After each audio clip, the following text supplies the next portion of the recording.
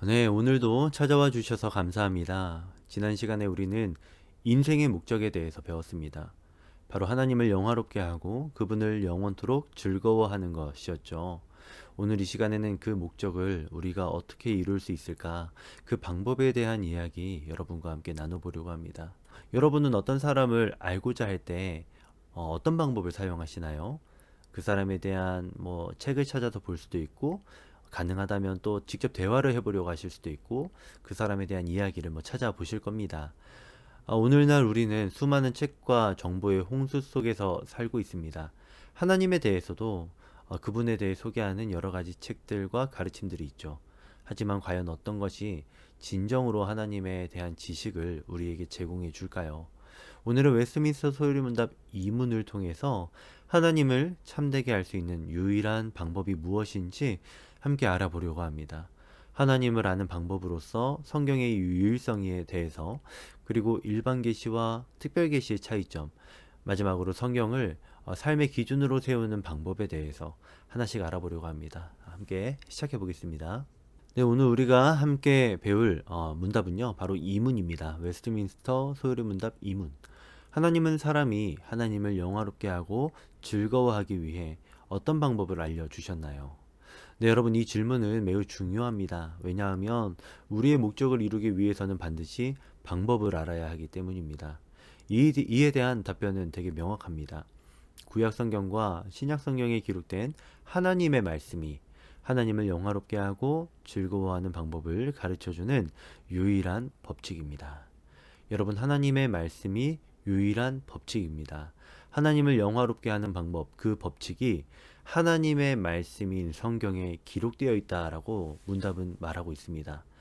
이제 우리는 왜 성경이 우리에게 필요한지 그 근본적인 이유를 하나씩 살펴보려고 합니다.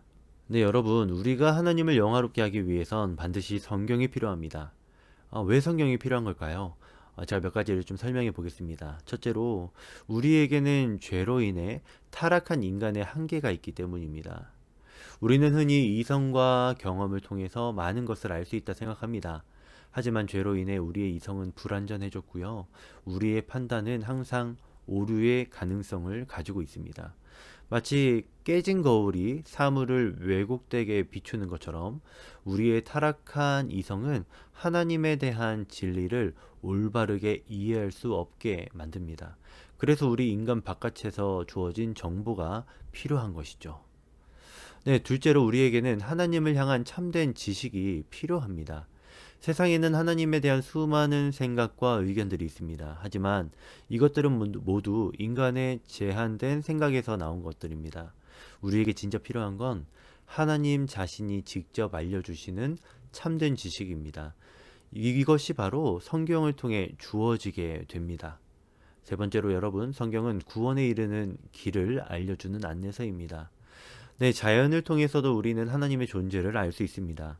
하지만 이렇게 구원을 받을 수 있는지, 우리가 어떻게 구원을 받을 수 있는지, 하나님과 어떻게 올바른 관계를 맺을 수 있는지 우리에게 자연은 가르쳐 주진 않습니다.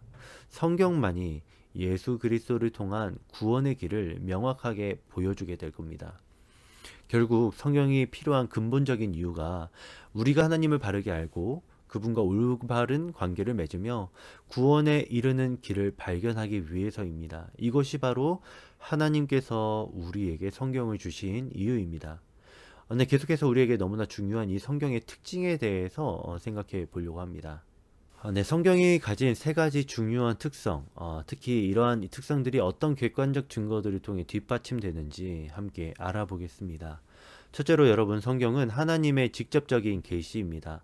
여러분, 이것은 매우 놀라운 사실입니다. 우주를 창조하신 전능하신 하나님께서 직접 자신을 우리에게 알려주셨다는 겁니다. 마치 사랑하는 사람이 자신의 마음을 편지에 담아 전하듯이 하나님께서는 성경을 통해 자신의 마음과 뜻을 우리에게 전해주셨습니다. 이것을 어떻게 확신할 수 있을까요? 성경의 예언들이 역사적으로 정확하게 성취된 것을 통해 알 수 있습니다. 예를 들어서 구약 성경에 기록된 메시아의 탄생 지역이나 족보, 죽음의 방식까지 수백 년 전에 예언되었었고, 이것이 예수님을 통해 그대로 성취된 것, 우리가 그것을 구약과 신약에서 보게 되죠. 뿐만 아니라 고고학적 발굴을 통해서 성경의 역사적 정확성이 계속해서 입증되고 있습니다. 둘째로 성경은요, 여러분, 성령의 영감으로 기록이 되었습니다. 성경은 1500여 년에 걸쳐서 40여 명의 저자들이 기록했습니다. 하지만 놀랍게도 성경은 완벽한 일관성과 통일성을 가지고 있습니다. 예를 들어서 창세기부터 요한계시록까지 일관되게 나타나는 메시아를 통한 구원이라는 주제는요, 인간의 기획으로는 불가능한 겁니다. 더욱이 현존하는 5,800여 개의 헬라어로 기록된 그 사본들, 성경의 사본들의 이 일치도는 다른 어떤 고대 문서보다도 높은 신뢰성을 보여줍니다. 여러분, 이것이 어떻게 가능할까요? 바로 성령 하나님께서 저자들을 감동시키셔서 하나님의 말씀을 정확하게 기록하게 하셨고, 또 그것들을 전해지게 하셨기 때문입니다. 여러분, 셋째로 우리는 우리 신앙과 삶의 최종적 권위로서 이 성경을 말할 수 있습니다. 우리는 살면서 수많은 선택과 결정을 해야 합니다. 이때 우리가 무엇을 기준으로 삼아야 할까요? 바로 성경입니다. 성경의 도덕적, 윤리적 가르침은요, 시대와 문화를 초월하는 보편성을 지닙니다. 인류 역사상 가장 많이 번역되고 읽혀지고 연구된 책이며 수많은 사람들의 삶을 변화시켜 왔던 것이 바로 성경입니다. 성경의 가르침을 따를 때 개인과 사회가 번영했다는 역사적 증거들은 성경의 권위가 단순한 주장이 아니라는 걸 보여줍니다. 그러니 성경은 단순한 조언이나 참고사항이 아닙니다. 이건 우리의 신앙과 삶의 모든 영역에서 최종적인 판단 기준이 되어야 합니다. 이러한 성경의 특성들은 우리에게 무엇을 말해줄까요? 성경이 단순한 책이 아니라 하나님께서 우리에게 주신 특별한 선물이라는 걸 보여줍니다. 그리고 우리 삶의 절대적인 기준이 되어야 한다는 것도 알려주죠.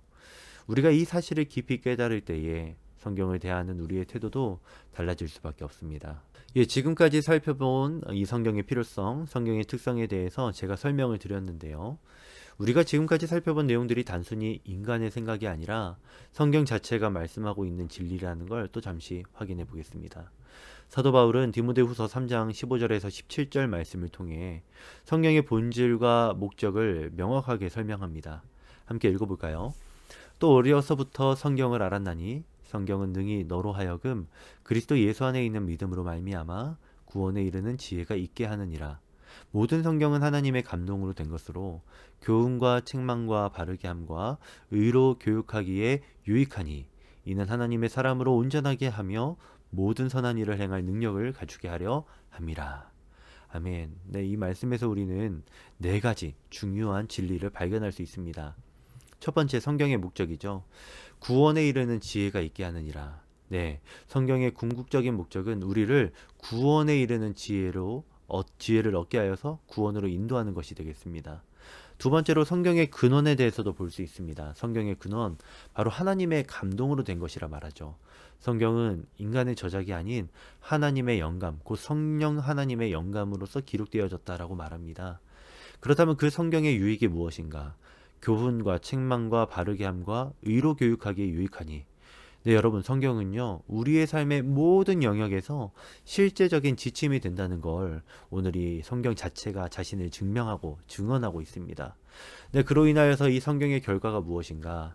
하나님의 사람으로 온전하게 하며 모든 선한 일을 행할 능력을 갖추게 하려 함이라. 네, 성경은 우리를 영적으로 성숙하게 하고 선한 삶을 살 수 있게 합니다. 정리하자면 이 말씀은 우리에게 성경이 단순한 종교 경전이나 도덕책이 아니라 살아계신 하나님의 말씀이라는 것이죠. 또 우리의 구원과 성장을 위한 완벽한 안내서가 바로 성경이라는 것을 우리에게 말해주고 있습니다. 네, 지금까지 우리는 성경이 하나님을 아는 유일한 방법이라는 것과 성경의 특성, 그 성경적 근거에 대해서도 살펴보았습니다. 그런데 여기서 한 가지 의문이 생길 수 있습니다.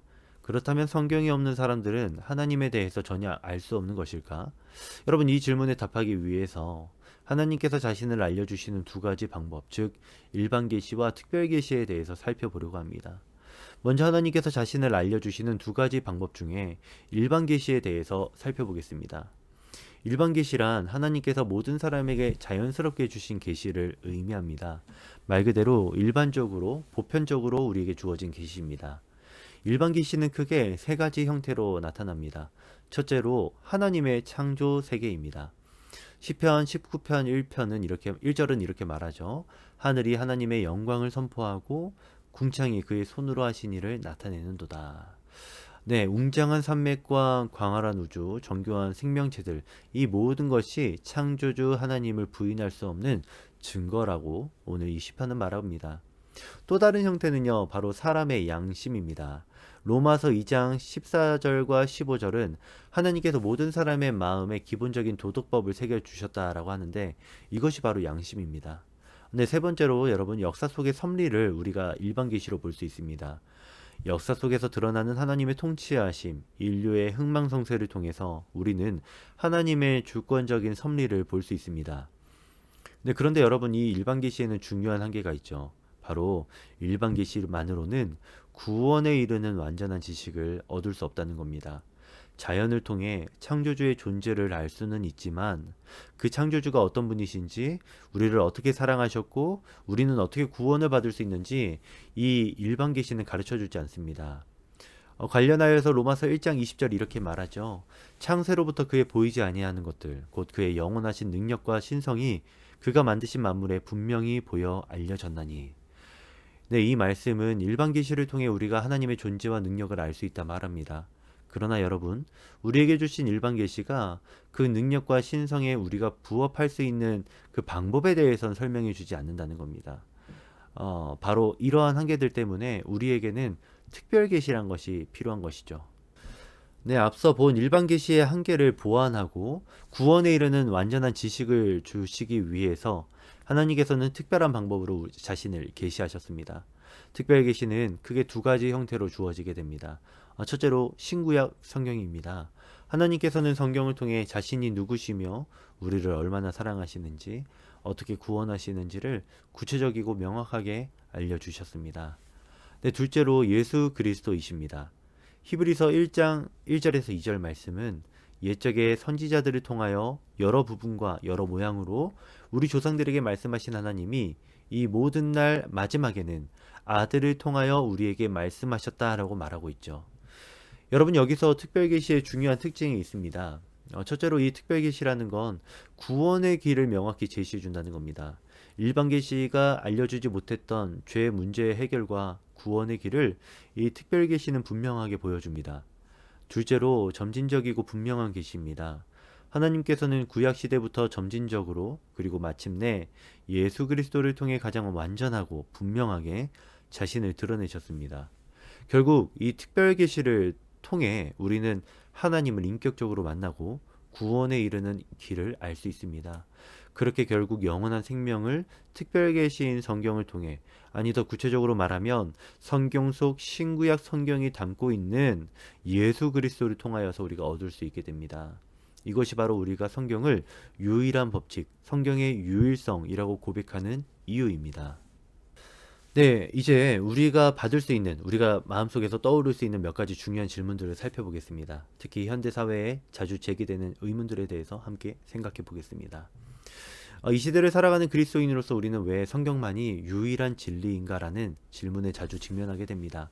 특히 모든 길이 결국 같은 곳으로 향한다 또는 각자의 진리가 있다라고 말하는 상대주의적인 포스트 모더니즘적인 이 사고가 팽배한 이 현대 사회에서 성경의 유일성을 주장하는 것은 때로 배타적이고 독선적으로 보일 수도 있겠습니다.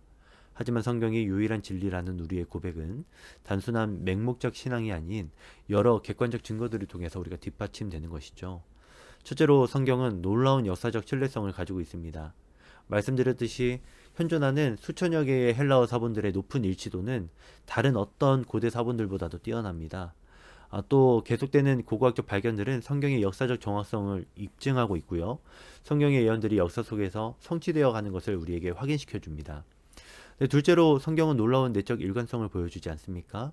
1500년에 걸쳐서 40여 명의 저자들이 동일하게 같은 메시지와 주제를 유지하며 던져주고 있습니다. 이러한 인간의 기획이라는 것이 실제적으로 가능한 것인가, 당시의 수준으로서 가능한 것인가에 대해서 여러분 한번 고민해 보시기 바랍니다. 셋째로 여러분 성경은 실제적인 변화의 능력을 가지고 있습니다. 2000년이 넘는 이 역사 동안에 성경이 수많은 사람들의 삶을 변화시켰고 오늘날에도 그 영향력은 계속되고 있다는 것 여러분 우리가 알고 있죠. 성경의 가르침은 시대와 문화를 초월한 보편적 진리로서 그 가치를 인정받을 수 있겠습니다. 네, 두 번째 질문인데요. 그렇다면 자연과 양심만으로는 충분하지 않은가라는 질문도 제기가 됩니다. 물론 자연 만물과 우리의 양심 통해서도 하나님의 존재와 능력 알 수 있다 말씀드렸지요. 하지만 이 여러분 일반 계시만으로는 중요한 한계가 있습니다. 첫째로 죄로 인해 왜곡된 인간의 이성으로 하나님의 계시를 온전히 이해할 수 없다는 것 여러분 서두에 말씀드렸던 것 한번 더 기억해 보시면 좋겠습니다. 둘째로 일반 계시만으로는 여러분 구원의 길을 알 수 없습니다. 우리의 유일한 구원의 길이 되어 주신 예수 그리스도 그분의 이야기는 오직 성경에만 기록이 되어 있습니다. 그러니 여러분 성경을 통해서만 우리가 구원을 받을 수 있다는 것 여러분 한번 생각해 보시면 좋겠습니다. 네, 이런 것들이 우리가 성경을 삶의 유일한 법칙으로 받아들이는 이유입니다. 이러한 이유들로 저는 여러분께 성경은 단순히 종교 경전이나 도덕책 정도가 아니라 역사적으로 입증되고 신뢰할 만한 하나님의 특별 계시이자 인류 구원을 위한 하나님의 선물이라는 것 여러분 기억해 주시면 좋겠습니다.